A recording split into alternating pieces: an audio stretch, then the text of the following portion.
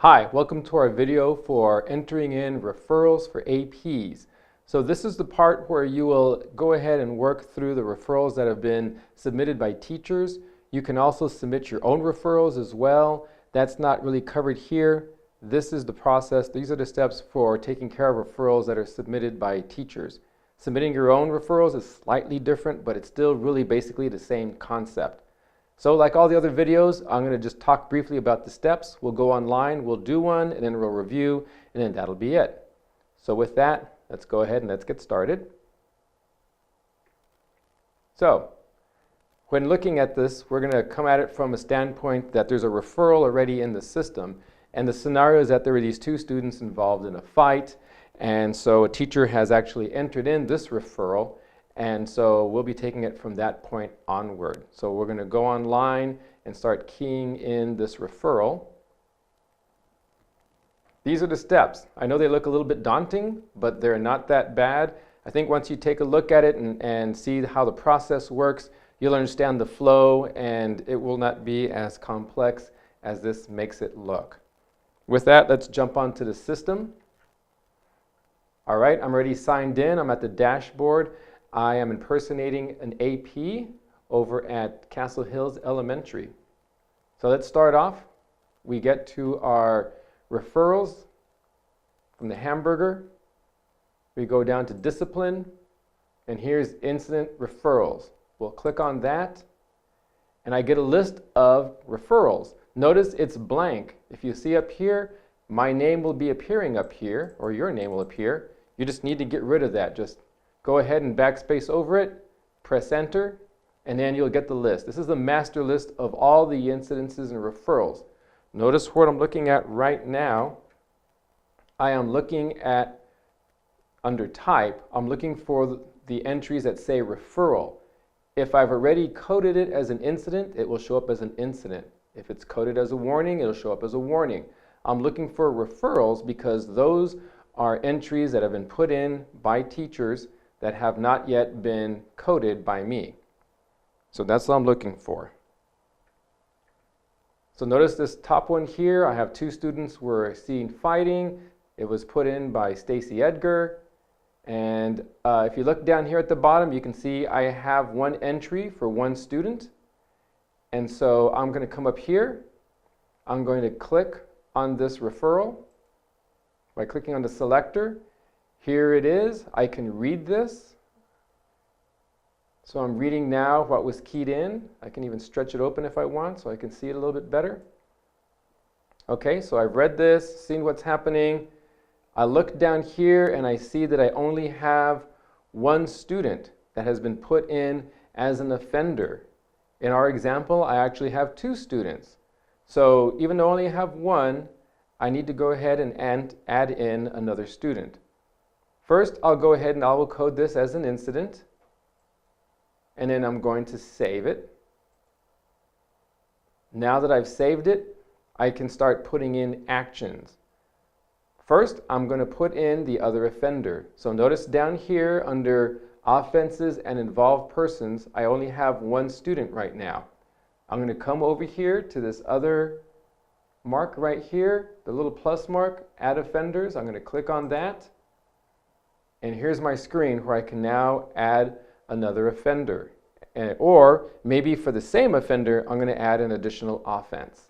But for right now, I'm going to just add in another offender. So I'm going to click here, the offense, and I'm going to say that this was, and I'm just picking stuff that might not be applicable. Let me take a look here. I'm going to say throwing items. And then the offender is a student at the entity. I'm going to type in the student's name, pick up from the list. And then I'm going to put in the student statement, if applicable. And then I am done adding this other offender. So now, if you'll notice, I have two offenders for this one incident. I can now start putting in actions if I'd like. Or I can add additional offenses if it's applicable. So Right now, I still have the first one as a teacher referral. I need to recode that, so let me open that one up. And that just says teacher referral. I'm going to change that to, let's see if I can find something else here. I am going to make this let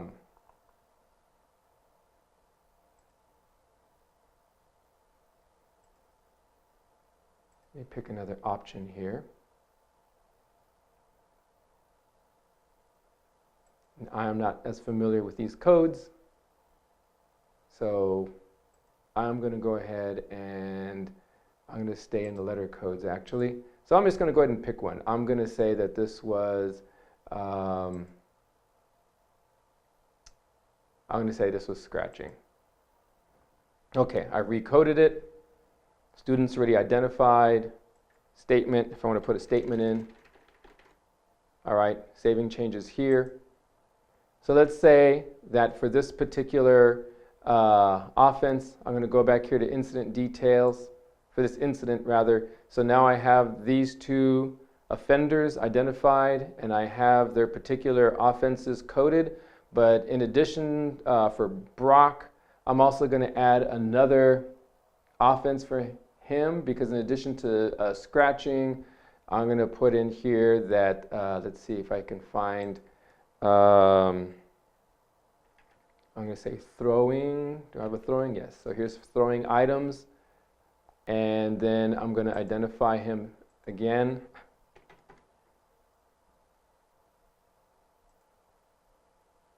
And I'm going to put in statement. And now I'm going to save. Notice that if I had another offense I wanted to add for either this student or for another, I could click up here on save and add another person. But in this case, I'm just going to click on save and go back. So notice now I have three offenses listed here. I have two for one student and I have one for another.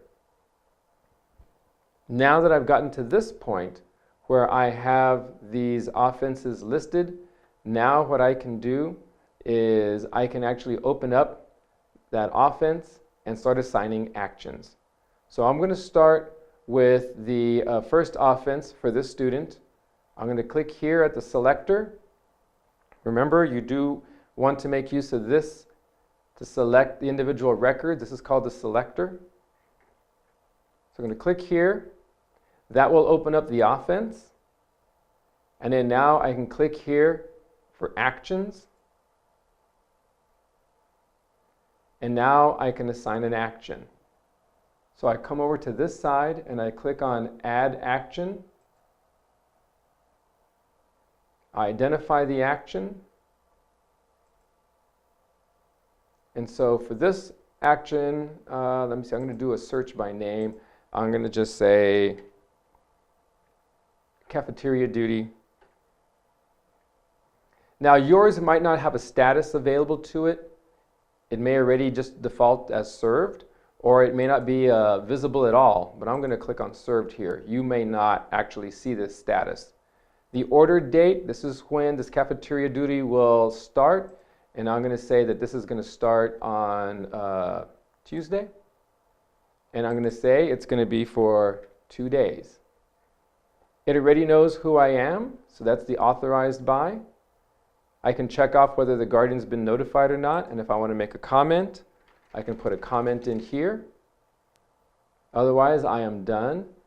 So I click on Save. Now, if I feel that there should be another action attached to this particular offense, I can click on Add Action. If not, I can go back to Incident Details. And here, once again, are my list of offenses and offenders. I can now pick another one. So this is the now this is the offense for throwing items. So I can select that one. And now I can go back and assign an action for the throwing of items. Now it's probably better if you put all your actions together. I'm actually splitting these two actions across two different offenses. So for this action here, I'm going to say maybe in-school suspension.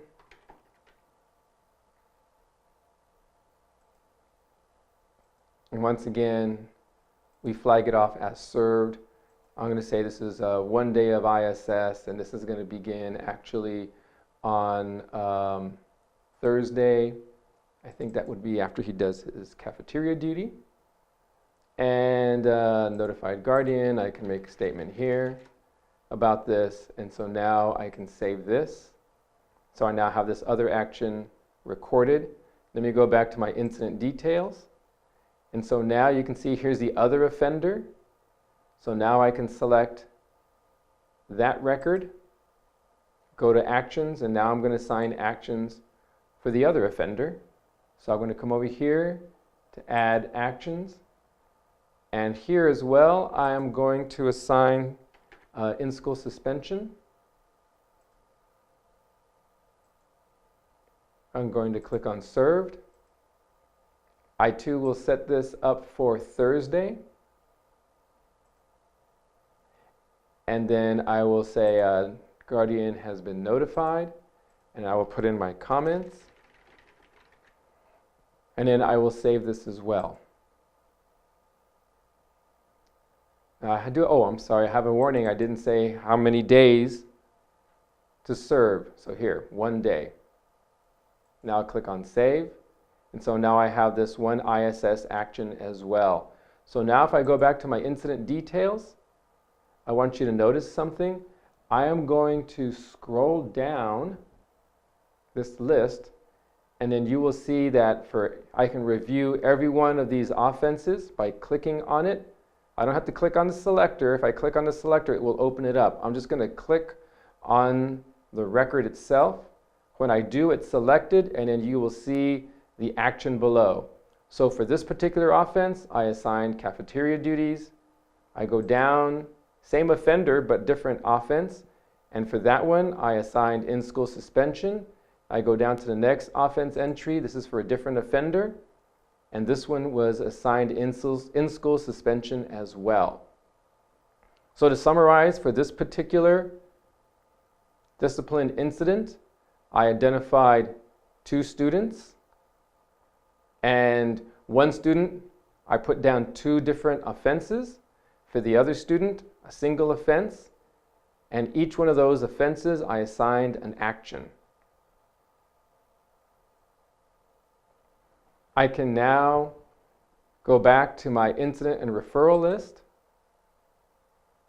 Once again, remember, when you enter into this list, you need to go ahead and erase your name. If you leave your name up there, you probably won't see anything, and that's because you're not seeing the master list. We are working with the vendor to filter this list, so that way you can only see the students that are assigned to you alphabetically. But for right now, you're seeing the master list. A couple of notes about this. So notice once again right here for this particular incident that I had selected, it is now, this is incident number 70. Notice that it used to say referral, it now says incident because I changed it to an incident.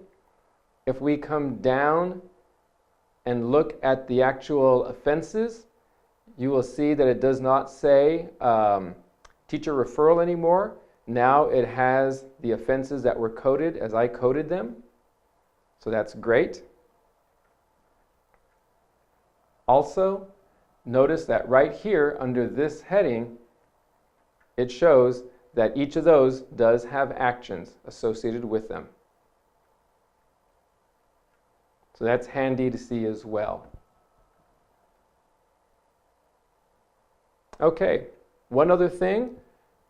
Just because you were the one who opened the incident and started assigning actions by offender doesn't mean that you're the only one who can work on this. If you have students that are split across multiple APs, let's say, for instance, that student 1 was handled by one AP, but student 2 is handled by a different AP. Each AP can go into this incident, open it, and start working on actions for each of these offenses. In fact, you can have, let's say that there was even a third AP involved with a different student. They can come into this incident, open it up, and add their own offender and actions to this as well. So it can be a distributed or shared process if students are across multiple APs. I don't think there is anything else to note on this. Notice here, I still have another referral that has offenses but no actions. If I look at these other incidences, you can see here is the offense, and you can see it does have actions. If I go back again here to this referral, you can see I have the offense, but it has no actions. All right. Let me go back to the dashboard, and that's it.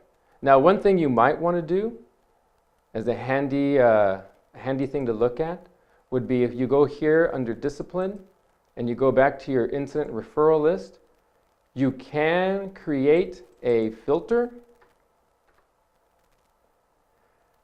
to where you're just looking at, under type, you're just looking at referrals, and then you can create a live tile. After you've created that filter, you can come here to more, create a live tile to your dashboard for just the incidences, or just rather the referrals that are outstanding on the system. Now remember, until we have this filtered by student last name, you will see all outstanding referrals. We're working with the vendor to get that taken care of, and I hope we have that taken care of soon. Let's take a look back here at our PowerPoint. So the PowerPoint outlines the process that I just went through. It handles it a little differently, but it's in essence the exact same thing. Once again, remember, on this system, referrals are handled a little differently in that referrals become an incident. An incident can have multiple offenders, and an offender can have multiple offenses. They are handled the same way in that same list. You just have the same student under multiple offenses. You can also have multiple students listed as offenders as well in that same list. Each of those offenders or offenses can have one or more actions that are associated with it. Okay. Well, that's our quick video, if you want to call it quick, on how to enter in referrals and, well, actually how to go ahead and recode your referrals into offenses and to assign actions to those referrals. You know, it's a very delicate thing to work on this part of the system because these actions and referrals do have consequences, and so I can understand wanting to know the process well. I'm going to take a look and see if we have the training site available as another option for you to test entering in entries. We may open that up as well. So anyway, I will email you and let you know all the latest information regarding the referrals and offenses and actions portion of the system. Thank you for your time, and look through the video, look through the PowerPoint, print it out, use it as your guide, and you will get familiar with the system in no time at all. Thank you very much, and thank you for your time.